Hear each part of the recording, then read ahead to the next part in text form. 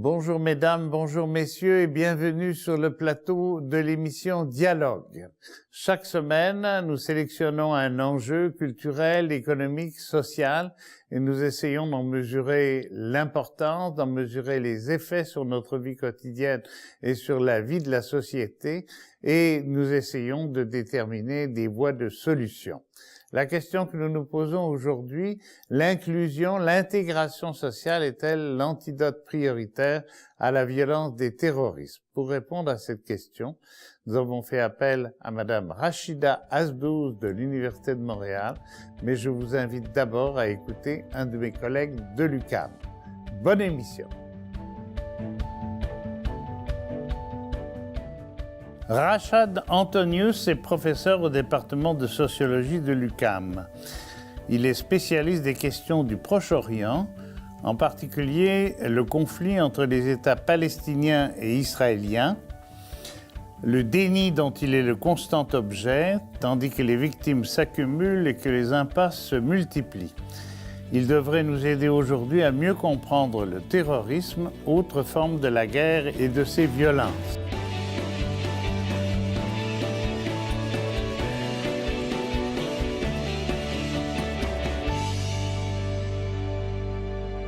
Bonjour, Monsieur Antonius. Bonjour, Monsieur Carrette. Peut-être la première question, c'est...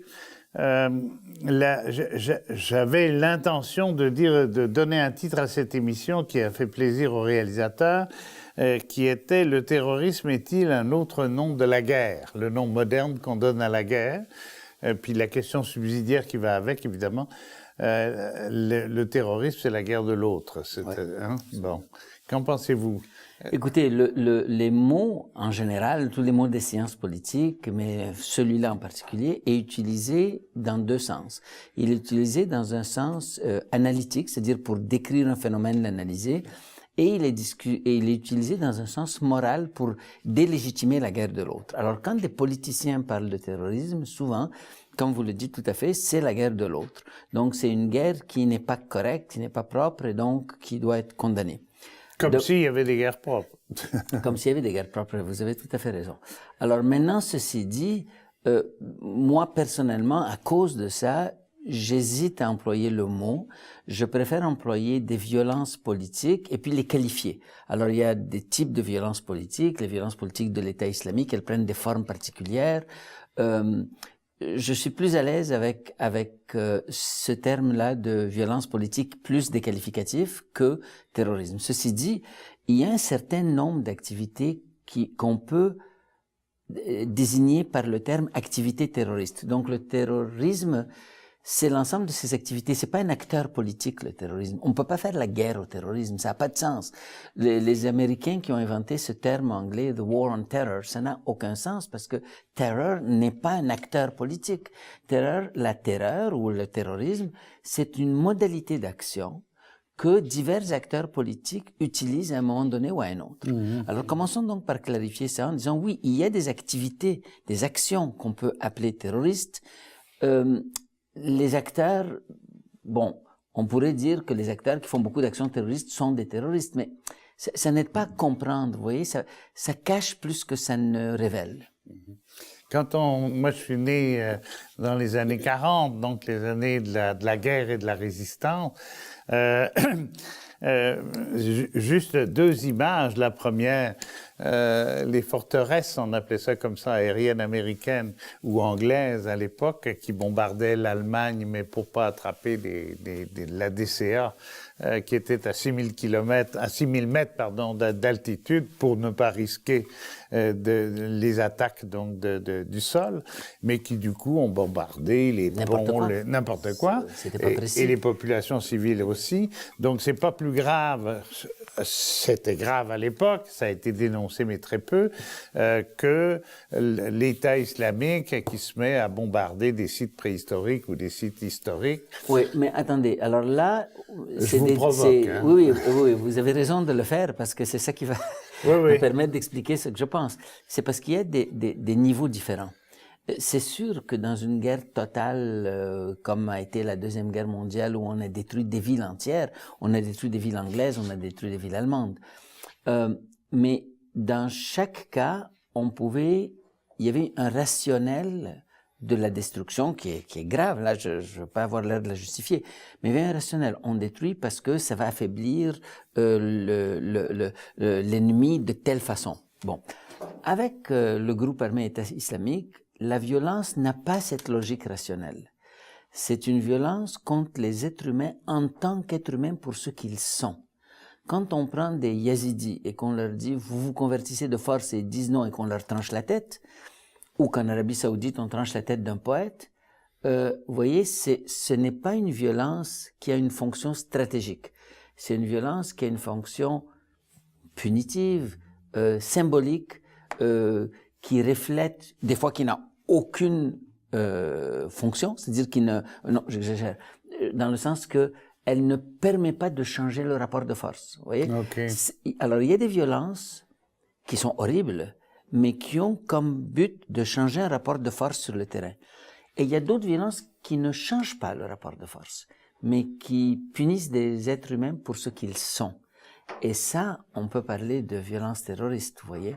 Alors, ceci dit, quelque chose comme le groupe armé État islamique pratique des violences que j'appellerais terroristes, mais il a des logiques d'action qui viennent d'ailleurs aussi, qui viennent il y a beaucoup d'autres éléments. C'est le résultat de facteurs socio-économiques, de facteurs culturels, c'est-à-dire de la vision de ce qu'est le pouvoir, de ce qu'est, enfin, une certaine philosophie politique, et des facteurs géostratégiques.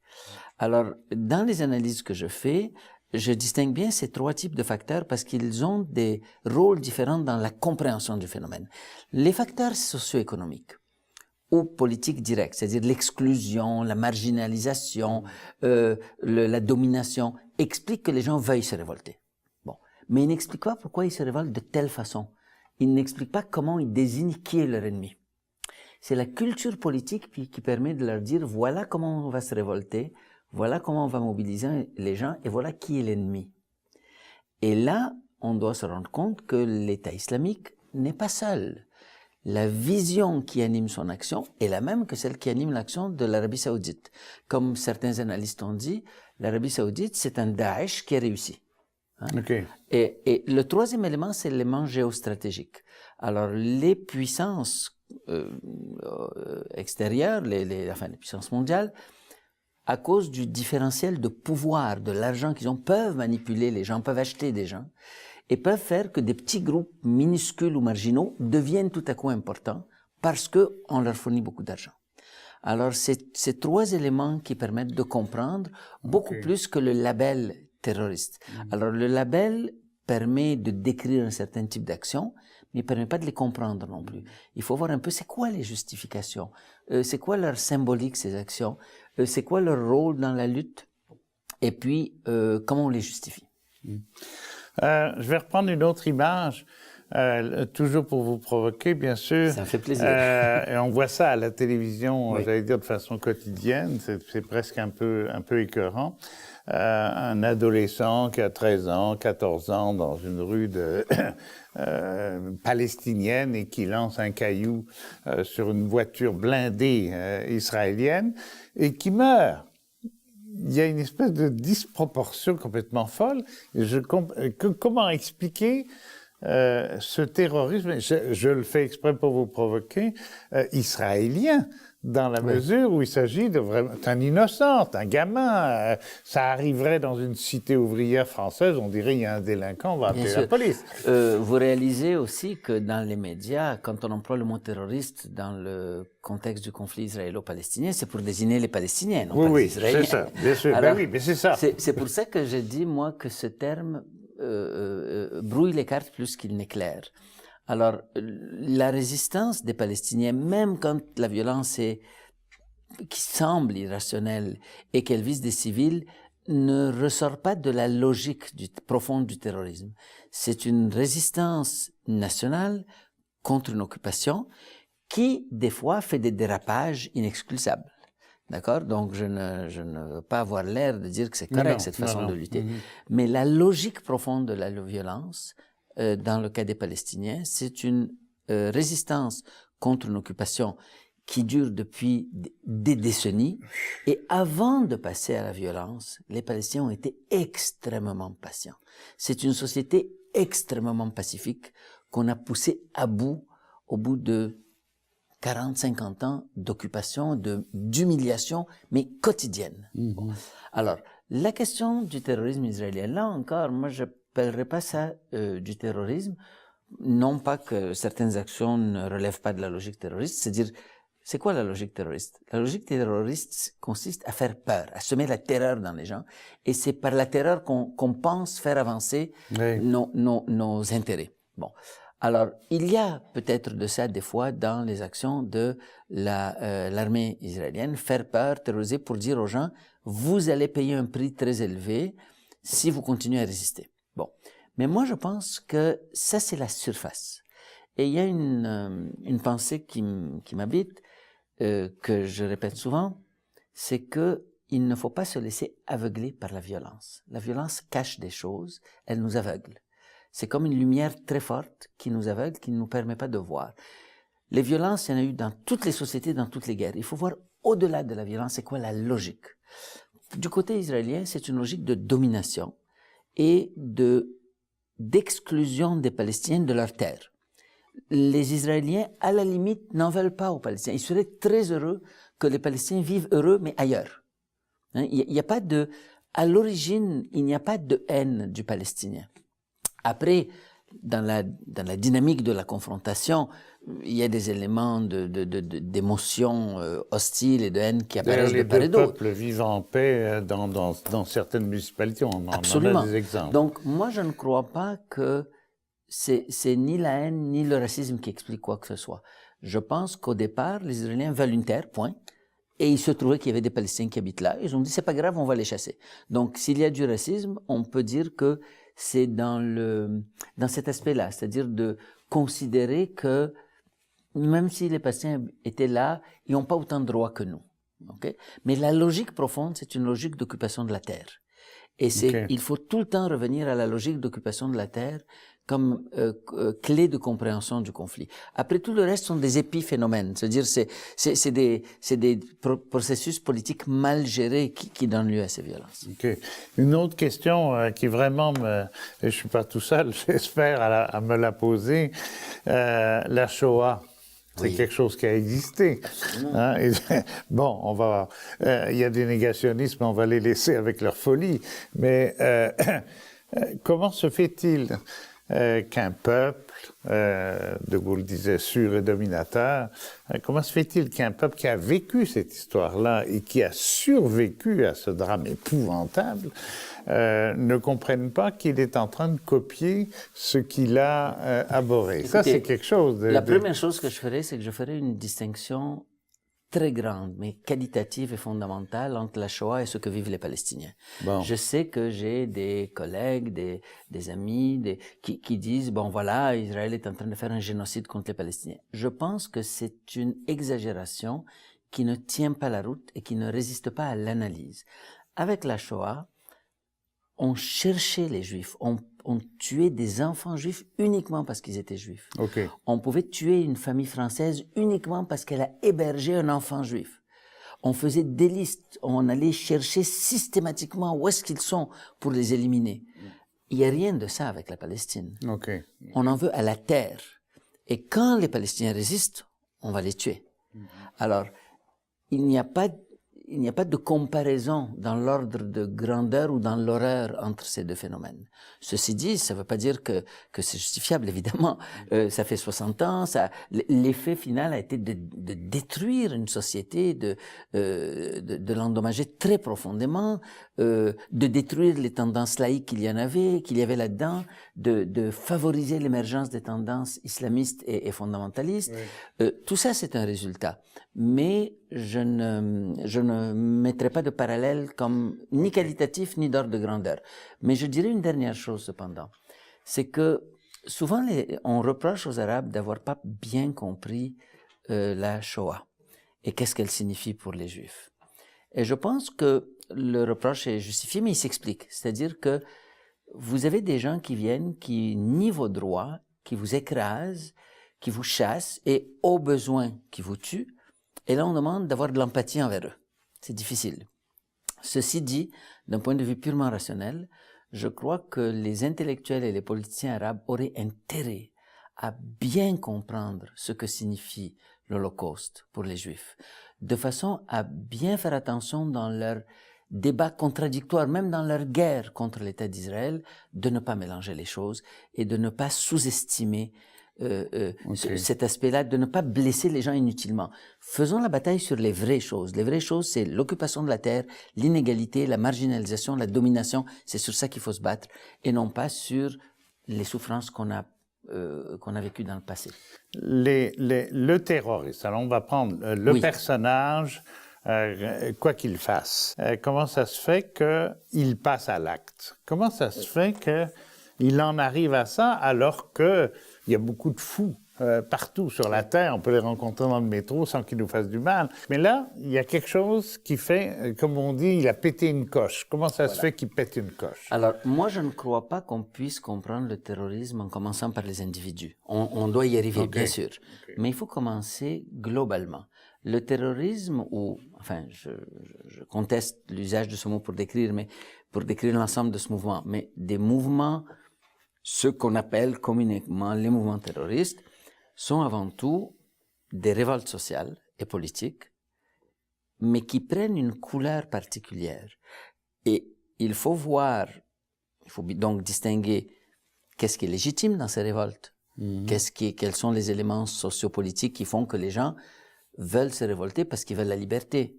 Mais ensuite, pourquoi la révolte prend cette forme-là? Et là, la culture politique qui informe l'action des terroristes doit être analysée et elle n'est pas propre à eux. Elle est propre à un ensemble de sociétés et pas à toutes ces sociétés. Elle n'est même pas dominante dans ces sociétés. Je veux focuser, ou permettez-moi si c'est pas un bon terme français, mais je veux me centrer sur le rôle de l'idéologie wahhabite dans ça. Donc le salafisme. Si vous regardez les comportements des États qui adoptent cette idéologie wahhabite, ils sont pas très différents de ceux de l'État islamique. On tranche des têtes, on emprisonne des gens, ainsi de suite. On nie la liberté de se convertir, ainsi de suite. Alors, ce qui est grave, c'est que cette idéologie wahhabite, qui, lorsqu'elle est apparue dans le paysage du Golfe arabo-persique, de la péninsule arabe, était considérée par l'ensemble des sunnites comme étant non seulement une anomalie, mais une hérésie. Elle n'était pas prise au sérieux. C'était une hérésie. Et c'est resté un mouvement plutôt marginal jusqu'au début des années 70. C'est à partir du moment où l'Arabie saoudite a acquis une richesse énorme à cause du pétrole qu'elle s'est mise à propager cette idéologie partout et que, compte tenu de la faiblesse des institutions dans les sociétés arabes, l'Arabie saoudite a pu acheter un peu les leaders religieux. Si je prends l'exemple du Azhar en Égypte, qui est l'institution par excellence, il n'y a pas un juriste important au Azhar qui n'est pas sur la liste de paye de l'Arabie saoudite, de façon directe ou indirecte. C'est-à-dire, on peut l'inviter à donner des conférences, il va faire assez d'argent pour vivre le reste de l'année. Et ceux qui ne se conforment pas à cette vision wahhabite ne sont pas invités, donc deviennent pauvres et pas d'influence. Alors, vous faites ça pendant 5-10 ans, on peut quand même contester. Vous faites ça pendant 50 ans, c'est autre chose.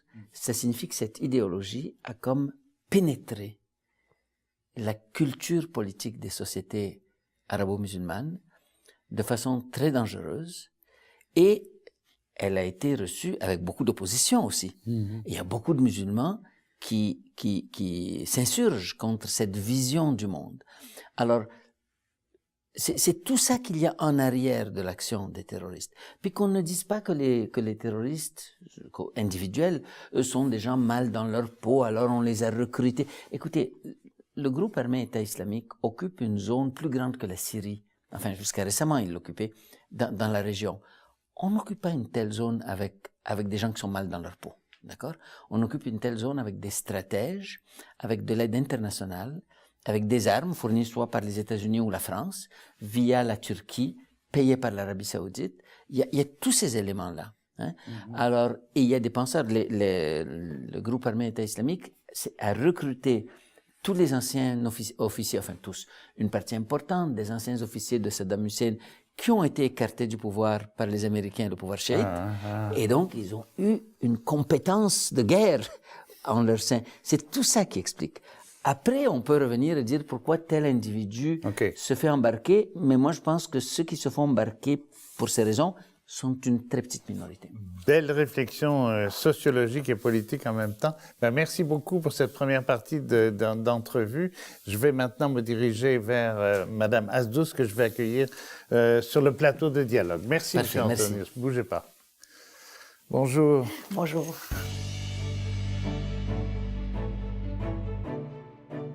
Rachida Asdous est diplômée en psychologie et en sciences de l'éducation. Arrivée au Québec en 1989, d'origine marocaine, Rachida Asdous est conseillère en développement stratégique à l'Université de Montréal. Mais elle est surtout, comme pour ses analyses, ses recherches, ses prises de position éclairantes dans le domaine des relations interculturelles, en particulier des relations entre l'islam et sa culture, entre l'islam et les différentes formes de sa religion au Québec. Voilà quelqu'un qui sait dépasser les émotions et les fausses perceptions.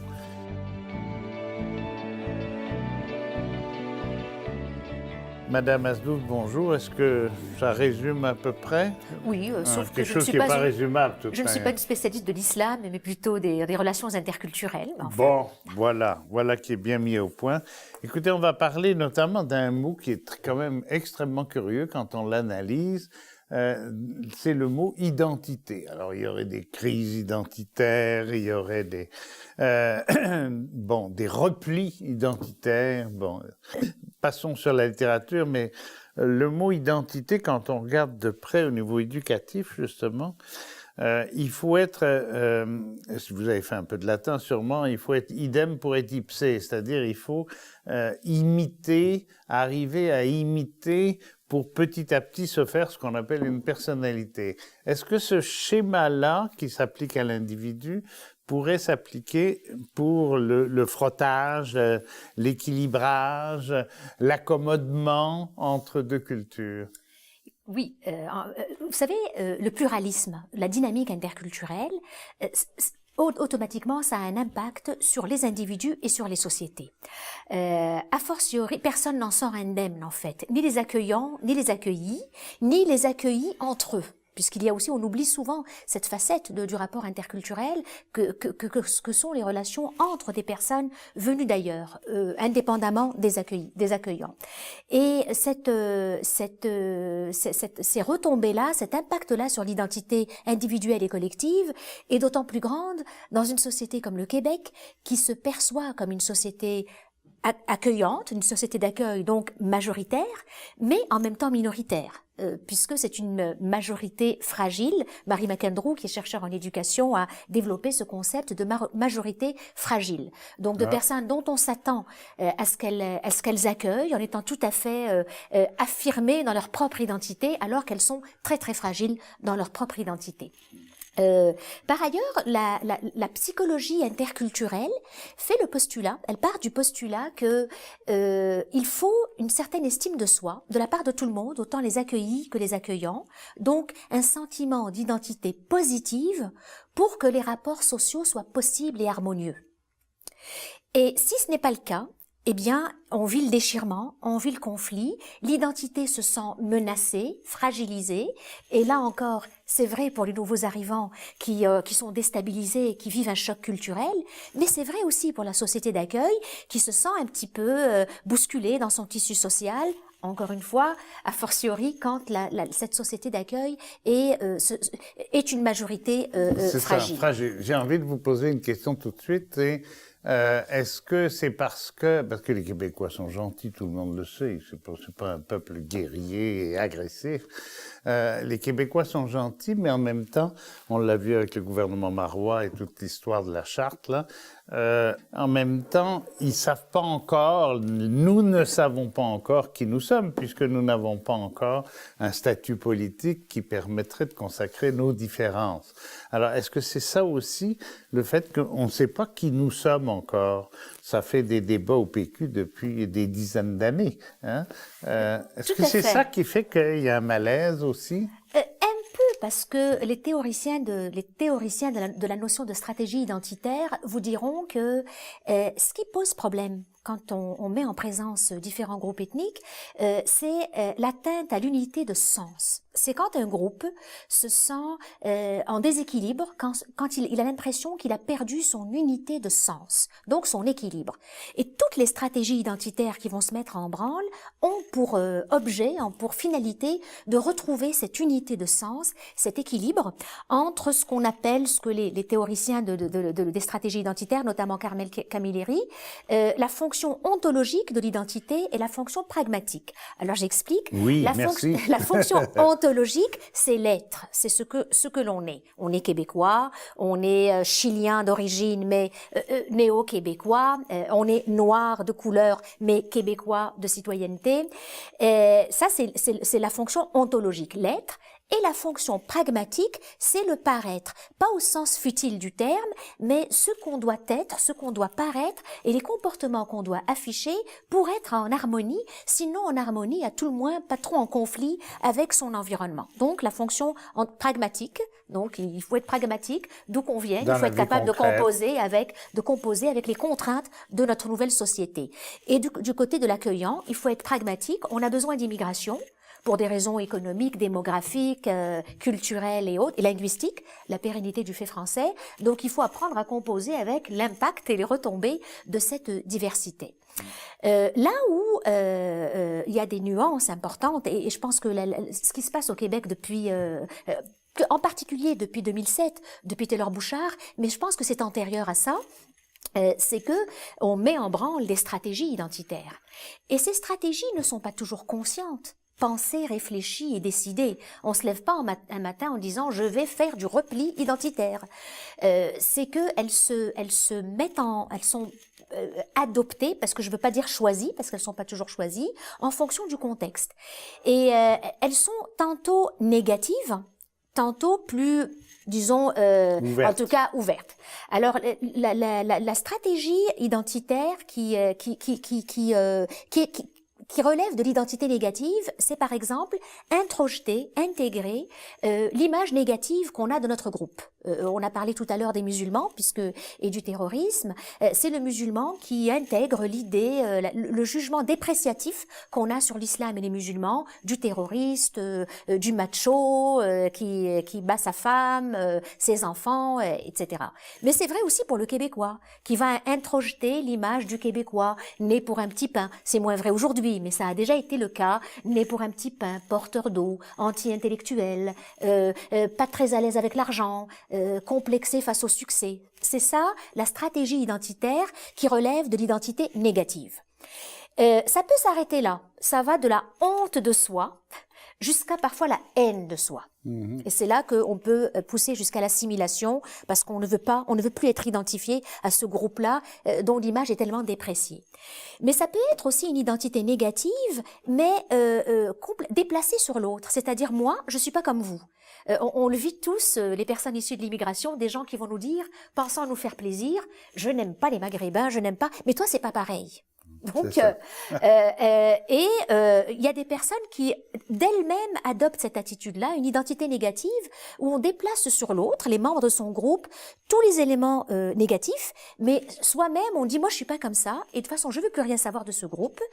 Je les ai fuis. On a parlé encore une fois des musulmans tout à l'heure. On entend beaucoup de personnes qui nous disent aujourd'hui, j'ai fui ces gens-là, j'ai fui cette culture oppressive, oppressante, pour pouvoir vivre librement ici, et je ne veux plus rien savoir. Et de toute façon, les Québécois ont bien raison de vous considérer comme des éléments perturbateurs.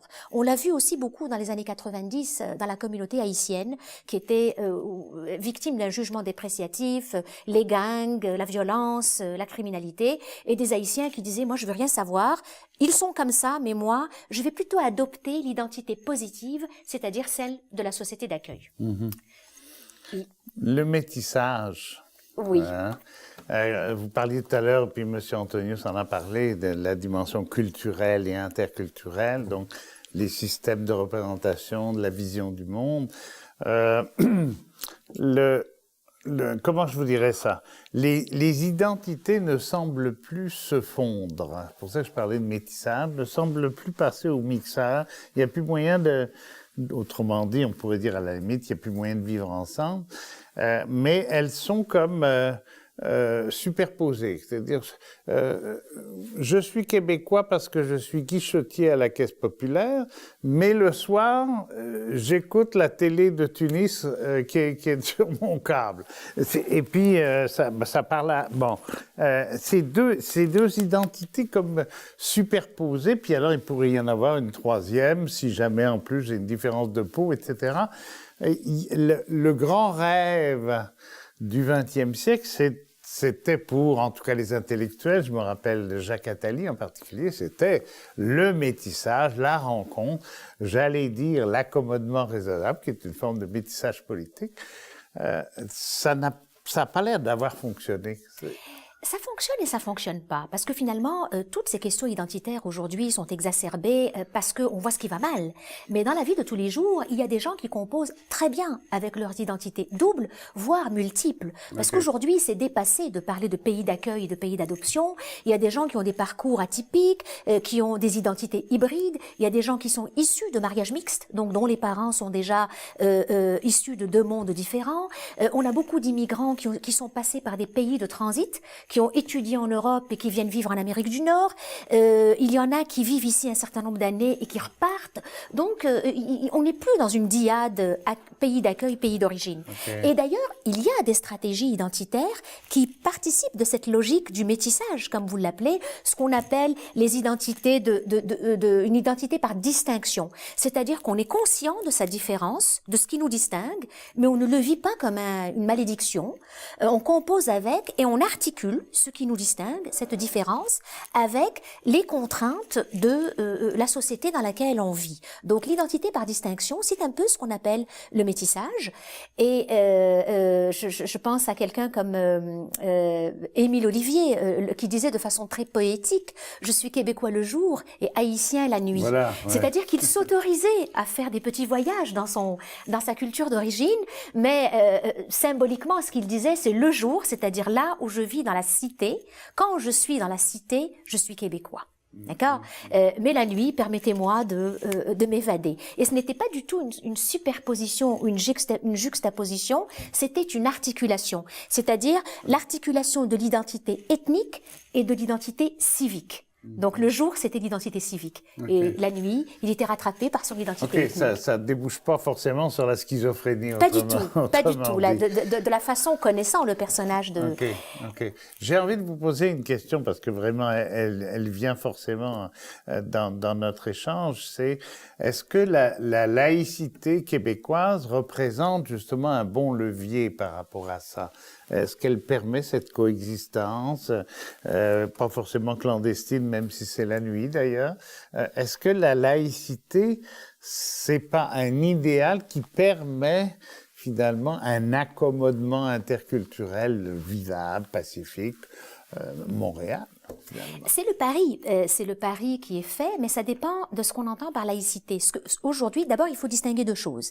La déconfessionnalisation et la sécularisation et la laïcité, qui sont deux choses qui ne sont pas incompatibles, mais je veux dire, on peut être dans la déconfessionnalisation et la sécularité sans laïcité, c'est le cas du Québec, et on peut être dans la laïcité comme c'est le cas de la France. Donc la laïcité, c'est vraiment la séparation du politique et du religieux, avec des lois civiles qui régissent la vie publique, mais dans la vie privée, les gens conservent leur liberté de culte. C'est vrai aussi dans la déconfessionnalisation. La déconfessionnalisation, c'est la disparition, ou en tout cas la diminution progressive de la place de la croyance et de la pratique religieuse dans l'espace public et privé. Ça a été le cas du Québec avec le processus de déconfessionnalisation qui a accompagné la Révolution tranquille. Mais il n'y a pas, les lois civiles ne sont pas religieuses, mais la sécularisation a un impact aussi dans la vie privée. Au Québec, les gens ont abandonné tranquillement la religion, en n'allant plus à l'église, mais même dans leur vie privée. Ils continuent à fêter Noël, mais pas nécessairement dans une optique confessionnelle. Oui, mais j'ai envie de vous dire, on les a mis à la porte, mais ils sont revenus par la fenêtre. C'est un peu ça qui se passe aussi, là. Ben, c'est un peu ce qui se passe, mais en même temps, ce qui se passe, et ça a un lien direct avec les stratégies identitaires, c'est que la laïcité est comprise aujourd'hui par, on a les tenants au Québec de la laïcité ouverte et de la laïcité sans adjectif. Pour les tenants de la laïcité ouverte, parce que la laïcité, c'est la liberté de conscience, c'est la neutralité religieuse de l'État pour préserver la liberté de conscience des individus. Le problème qui se pose aujourd'hui au Québec, c'est que les tenants de la laïcité ouverte ne voient dans la laïcité que la liberté de culte. Alors que les tenants, donc, la laïcité, c'est le droit justement d'afficher aussi ma croyance et ma pratique religieuse dans la mesure où on ne porte pas atteinte à la liberté de conscience des autres, alors que les tenants de la laïcité sans adjectif n'y voient que le non religieux, que le gommage du religieux dans les institutions publiques à tout le moins. Et ça a un impact direct sur les stratégies identitaires parce que ça entraîne des stratégies négatives comme l'identité refuge, le repli identitaire, c'est-à-dire cette appartenance ou cette composante religieuse de mon identité qui vous dérange, eh bien je vais me replier dessus, donc je ne vous dérangerai pas, mais c'est un peu les orthodoxes juifs religieux par exemple, qui vivent entre eux, qui vivent pratiquement en autarcie, dans une identité refuge, parce qu'ils savent qu'ils vivent dans une société sécularisée. Et ça peut être un peu plus agressif que ça, l'identité polémique. C'est-à-dire qu'on va survaloriser et suraffirmer et surafficher cette caractéristique qui nous vaut d'être dépréciée. On le voit par exemple avec le port du niqab ou de l'affiche. Voilà, ou des accommodements religieux extrêmement contraignants qui ne sont plus raisonnables. Donc là, on est dans l'identité polémique, c'est-à-dire qu'on va non seulement à l'inverse de l'identité négative, qui va plutôt endosser le côté dépréciatif et qui va dire, ben, comme la religion pose problème, moi je vais complètement effacer, gommer cet aspect-là de mon identité pour ne pas être stigmatisé. L'identité polémique, c'est le contraire. Je vais me mettre de l'avant pour tester l'autre et pour tester sa tolérance. Êtes-vous réellement tolérant? Et en corollaire, ben, ça attire de l'autre côté, du côté des accueillants, une autre identité polémique qui consiste à survaloriser l'identité québécoise. On est chez nous, maître chez nous, et il faut que vous soyez comme nous et que vous renonciez à pas seulement aux facettes de votre identité qui dérangent et qui sont incompatibles avec l'état de droit, mais aussi à des choses qui nous dérangent uniquement parce que elles nous heurtent dans notre sensibilité. Or, heurter la sensibilité et les valeurs, ce n'est pas heurter des droits. Donc, c'est vraiment, on est dans une rhétorique de celui qui le dit, c'est celui qui l'est. Et la laïcité n'est plus cette espèce d'élément pacificateur qui va valoriser l'identité civique tout en respectant les identités ethniques, qui va valoriser la neutralité religieuse de l'espace public tout en préservant la liberté de culte dans le privé, mais ça devient un instrument de guerre. Et tout le monde se fait la guerre au nom de la laïcité.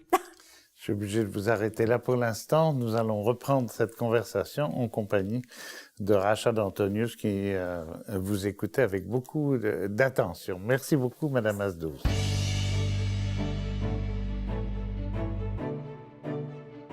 Pour nous soumettre vos commentaires et suggestions, n'hésitez pas à nous écrire à l'adresse indiquée à l'écran. Visitez aussi notre site Internet ou notre page Facebook pour des suggestions de lecture en lien avec le sujet de l'émission et pour des séquences vidéo inédites.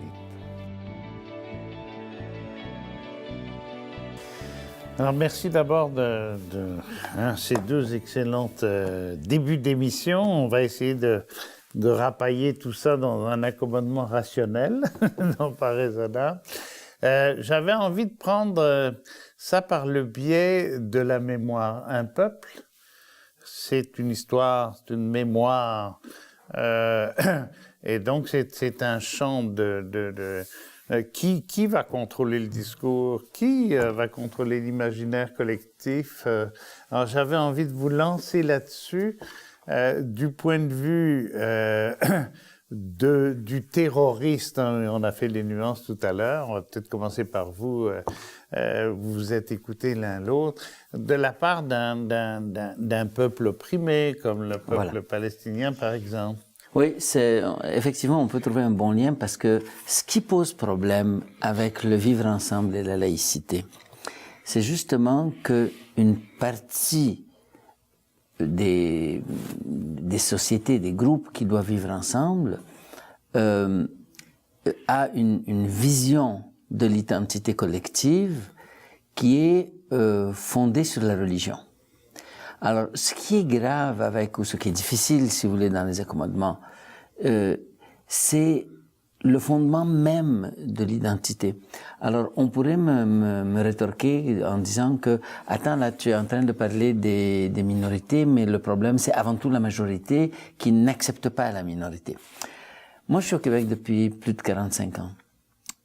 J'ai été nourri par le livre de Pierre Vallière, Nègre blanc d'Amérique. J'ai été nourri par toutes les luttes des années 70. J'ai connu un Québec extrêmement ouvert. J'ai connu un Québec où le FLQ collaborait avec le FLN algérien et l'appuyait. Alors qu'on ne vienne pas me dire qu'il y a dans l'histoire du Québec une hostilité envers les autres. C'est pas vrai. Alors maintenant, il y a eu un clash à un moment donné et il y a des réactions que je considère être islamophobes, absolument. Mais il y a aussi un problème qui n'est pas tellement le terrorisme avec les groupes islamiques, mais plutôt la vision de qui on est, de qui sont les autres. Et si on regarde les sociétés arabes contemporaines, le clivage, il est à l'intérieur des sociétés, entre des gens qui disent on est avant tout ce qu'on est culturellement, notre pays, l'arabité, des trucs comme ça, puis un groupe qui dit non, on est avant tout des musulmans, et si on est avant tout des musulmans, ben les autres sont des étrangers par définition. Alors, quand on arrive dans un pays d'accueil avec cette attitude, je ne dis pas que c'est l'attitude de la majorité, c'est l'attitude d'une petite minorité, mais l'attitude affichée de cette petite minorité contamine le débat et met l'ensemble des musulmans sur la défensive, comme tu l'as très bien dit, Rachida, dans la discussion, mais l'ensemble des musulmans sur la défensive. Et c'est ça qui amène cette question, comment on doit se situer par rapport à cette idéologie? Faut-il la dénoncer ou pas? Et moi, la dénonciation, c'est pas tellement sur la violence, parce que la violence elle-même s'explique par des situations de domination, d'exclusion, des guerres. Ce qui me préoccupe beaucoup plus, c'est notre conception de qui on est, qui sont les autres, et quels sont nos rapports avec les autres. Et là-dessus, on doit se positionner, je crois. Et en particulier, donc, la place de la religion qui est très, très forte dans le monde arabo-musulman, mais très, très forte aussi au Québec, les Saintes Églises de Montréal, bon. C'est ça. Bon, la devise du Québec, c'est « Je me souviens », et vous parliez des mémoires et comment. Pour qu'il y ait un projet possible et pour que le vivre ensemble soit possible, il faut aussi pacifier les mémoires, les pacifier. Et pacifier les mémoires, c'est reconnaître la légitimité des mémoires. De l'une, des uns et des autres. Et dans de leur pluralité, vous voulez dire. De leur pluralité, la légitimité et la pluralité. Je pense que ce que dit Rachad est important. Reconnaître que dans la mémoire des Québécois, il y a un rapport litigieux, il y a des blessures et des souffrances associées à la religion. Il y a autre chose aussi. Les religieux n'étaient pas que des pédophiles ils ont fait aussi beaucoup pour l'émancipation d'une élite québécoise. Mais il faut reconnaître l'existence dans la mémoire de quelque chose de sensible par rapport aux faits religieux. Le problème, quand on est en situation d'immigration, c'est que l'immigrant a tellement peur de perdre sa mémoire qu'il n'est pas toujours conscient du fait que la mémoire de l'accueillant aussi peut être fragile et fragilisée. Et en revendiquant sa mémoire, il oublie parfois de légitimer et de reconnaître celle de l'autre. Et là, on a non seulement un problème de non-reconnaissance ou de légitimation des mémoires, mais on a un problème de synchronité et de synchronisation des mémoires. Vous avez des gens qui arrivent de sociétés où il y a une recrudescence du religieux et où, comme dit Rachad, avant ils se définissaient comme algériens, marocains, tunisiens, et maintenant ils se définissent comme musulmans. et de l'autre une mémoire encore qui se dégage à peine de cette identité religieuse, et des Québécois qui essaient de définir un nationalisme civique. Donc effectivement, la mémoire c'est important, mais c'est les mémoires, et à l'intérieur de chaque groupe reconnaître qu'on n'a pas tous la même mémoire. Un Algérien qui est arrivé dans les années 90 n'a pas la même mémoire peut-être que quelqu'un qui est arrivé dans les années 80 ou 70 ou en 2010. C'est pas le choc des idées, c'est le choc des mémoires. Effectivement. Je pensais à Madame Odette, qu'on a reçue, l'une des leaders des femmes autochtones, oui. En vous écoutant, parce que il se trouve aussi que quand les Français sont arrivés, ils ont été obligés de prononcer des accommodements raisonnables avec la culture autochtone, sinon, j'allais dire, ils y passaient. Hein? Ils se sont retrouvés aussi en situation comme ça. Ils l'ont peut-être bien oublié ou bien refoulé, mais il y avait déjà ce problème d'intégration hein, des cultures. J'aimerais qu'on passe un moment sur les solutions, les perspectives positives. On parle du conflit palestinien, on est proche du désespoir des fois. Hein? Et notamment, il y a des peuples qui ont réussi cette intégration malgré une violence terrible. Je pense à ce qu'a commencé à faire depuis à peu près une quinzaine d'années, une vingtaine d'années, l'Afrique du Sud, avec les politiques d'intégration, de pardon, bon, etc. Et puis ça se fait dans d'autres pays du monde. Comment on pourrait arriver à soit éviter la guerre, les violences, les racismes, les incompréhensions, les intolérances, mais aussi préparer la paix, je veux dire, la construire véritablement. Alors, on va laisser les bords de la Palestine, malgré notre solidarité pour ces gens-là, mais qu'est-ce qu'on peut faire au Québec par rapport à tous ces chocs, ces replis, ces méfiances? On sent qu'il y a comme un feu qui couvre là quelque part. Oui. Pour ma part, c'est clair. Aujourd'hui, le débat sur le vivre ensemble, que ce soit sur les questions religieuses ou autres, le débat sur le vivre ensemble est polarisé. Et tout le monde se réclame du vivre ensemble, mais tout en se réclamant du vivre ensemble, on ne cherche pas à entendre l'autre, à l'écouter, on cherche à gagner, à l'emporter sur l'autre. C'est ça. Donc la solution pour moi, elle réside dans l'émergence de ponts, des individus, des personnes, des leaders, des leaders d'opinion qui agissent véritablement comme des ponts et qui résistent à l'appel des sirènes du mot d'ordre et de l'invalidation de l'autre. Donc ça prend des ponts et c'est la solution. Il faut tout à fait, je souscris à ça, j'ajouterai des choses. Il faut sortir de la logique du conflit puis entrer dans une logique du dialogue. Mais il y a certaines choses qui empêchent ce passage à la logique du dialogue. Une des choses, c'est l'excès de victimisation. Alors on essaie de dire, nous sommes victimes, et on revendique un statut de victime plus que les autres. Et je pense que c'est très négatif. C'est-à-dire, oui, il y a des racismes, il y a des exclusions, mais il y a à côté de ça beaucoup d'efforts. Et dans la mesure où on reconnaît qu'il y a du racisme et qu'on dit qu'on doit lutter contre ce racisme, il faut aussi reconnaître qu'il y a beaucoup d'efforts. Il faut se remettre en question. Les accommodements raisonnables, c'est pas seulement à la société d'accueil à les faire, c'est aussi aux gens qui arrivent à faire ces accommodements. Et ce qui est quelquefois, j'allais dire presque amusant, mais enfin c'est dramatique, mais il y a quelque chose d'amusant, c'est que des accommodements qui ne posent aucun problème dans les sociétés d'origine, les gens veulent pas les faire ici. Alors que ça ne pose vraiment aucun problème. Les accommodements sur les horaires de prière, sur des tas de choses qui sont banales dans des sociétés d'origine. Donc je pense que les accommodements ils doivent être faits de tous les côtés. Il faut arrêter de jouer la carte de la démagogie en voulant se victimiser plus que les autres. Et engager une véritable oui, mais j'ai le goût de vous poser dialogue. Une question parce que nous partageons tous les trois une situation. Nous avons été des migrants. Nous sommes arrivés ici alors que ce n'était pas notre pays d'origine, comme on dit. Nous savions ça. Quand nous sommes arrivés ici, nous savions que les gens mangeaient pas aux mêmes heures, nous savions que les gens étaient ceci, nous savions que les gens étaient cela, plus ou moins, et nous savions surtout qu'il fallait faire un effort de ce qu'on appelle l'adaptation élémentaire. Qu'est-ce qui s'est passé pour que ça grippe maintenant? Bien, il y a toute une situation internationale qui fait qu'on vit aujourd'hui toute la question du vivre ensemble au Québec et dans tous les pays occidentaux est court-circuitée par des conflits internationaux. Voilà.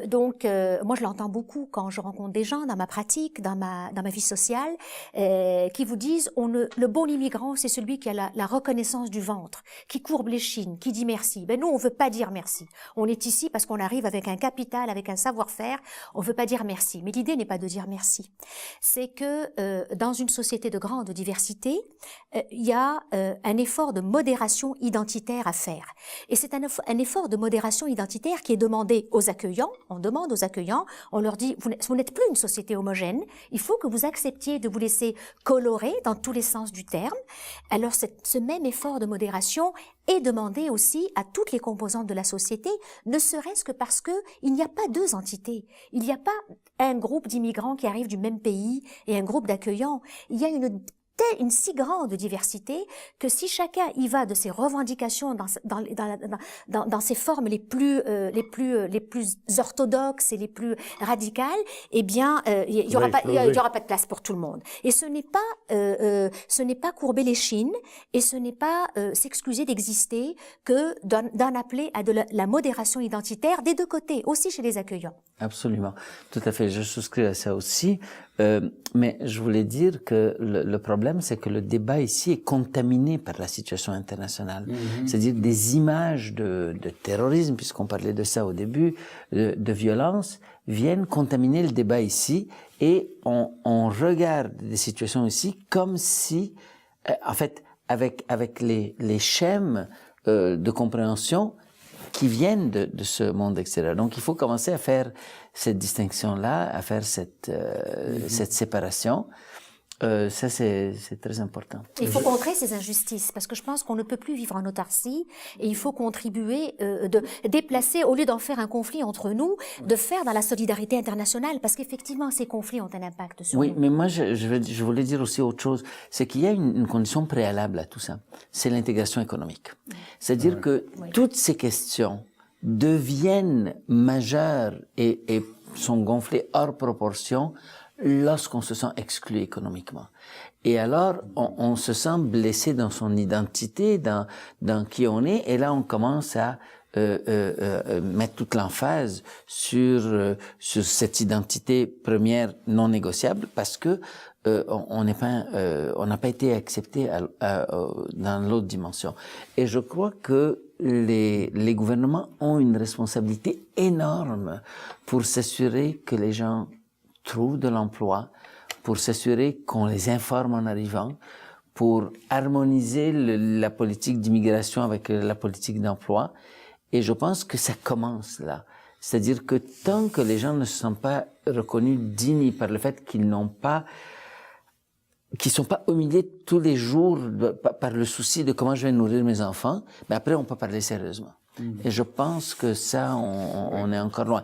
Il y a beaucoup d'obstacles. Bon, il y a les obstacles du marché, mais il y a des obstacles institutionnels, corporatifs. On peut s'organiser pour faire les choses autrement. Je pense qu'il y a beaucoup de place pour l'amélioration à ce niveau-là. Je suis tout à fait d'accord. Effectivement, la citoyenneté, c'est aussi d'abord le travail d'identité civique. Si on veut pas que les gens se replient sur leurs identités ethniques, il faut les aider à développer l'identité civique par le travail, et c'est vrai. C'est ça. Et puis peut-être par le local, essayer d'instaurer quelque chose au niveau de revivifier le tissu social par rapport à cette mondialisation qui nous submerge constamment.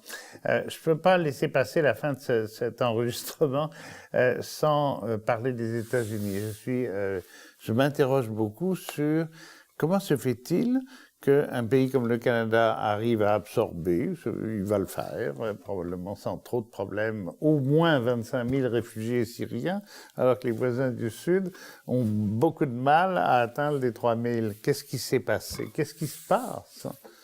Je crois qu'il y a une sorte de vent de droite aux États-Unis qui pourrait être expliqué par les problèmes économiques que vivent les États-Unis. Ils ont une crise d'identité parce que ils ne sont plus la puissance dominante.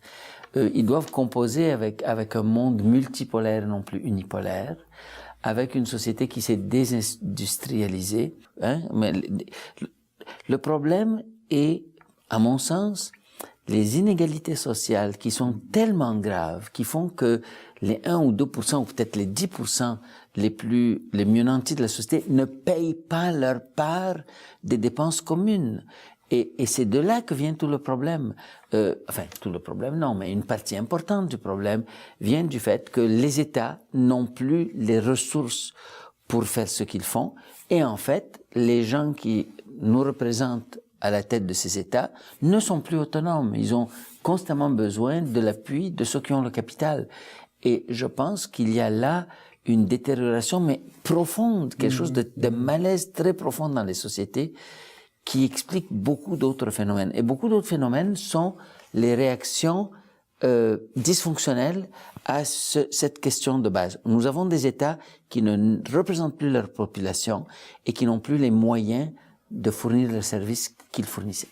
Oui, je partage tout à fait l'avis de Rachad. Et aux États-Unis, bon, il y a la dérive sécuritaire, bien entendu, mais c'est un modèle qui prend l'eau de tous les côtés et de tous les bords, hein, qui se fracture.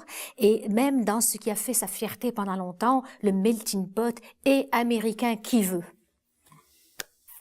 Ben, merci beaucoup d'avoir collaboré à l'émission Dialogue. Merci aussi de nous avoir suivis pendant toute cette heure. On a appris vraiment beaucoup de choses et c'est le moment maintenant de présenter quelques livres.